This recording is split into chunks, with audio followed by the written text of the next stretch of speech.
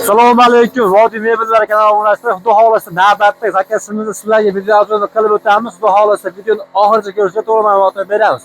Xo'p, dastlab komplektimiz Monika 3D deb ataladi. Bu komplektimiz 14 talik qilib ishlab berdik. Stulimizni egaladigan bo'lsak, stulimiz yog'och yong'oqda Monikani 3D varianti. Kraska shampan kraska, atesento молочный materialiga chesi tuymali qilib ishlaganmiz. Sidnasi 12 cm qilib qo'yilgan. Orqalari doimiy paltali qilib ishlab berganmiz.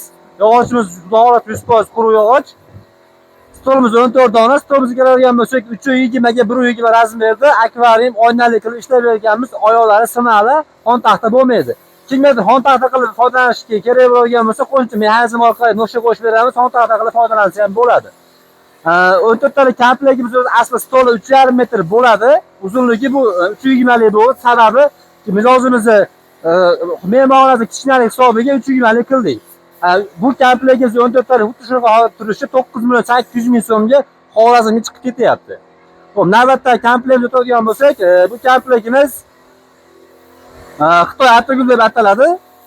Farqi gulida, oyoqlar bu ham 3D, shampan kraska, yog'och yong'oqda chesti tuymali qilib Xitoy barqli material ishlab berganmiz. Sidnasiga keladigan bo'lsak, Turkiya gulli material qoplab berganmiz.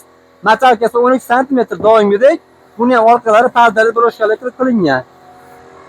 Bu komplektimiz 14 talik yong'oq yog'och, stolimiz razmeri 3,5 metrga 120 cm xon taxta qilib foydalansa bo'ladi bu komplektimizni. Bu komplektimiz 8 million so'mga o'zimiz Andijon shahriga tayyorlab berdik. Bizda hozircha shular, bizni kuzatishda davom etinglar. Xayr dilaymiz, sog' bo'lasiz, salomat bo'lasizlar.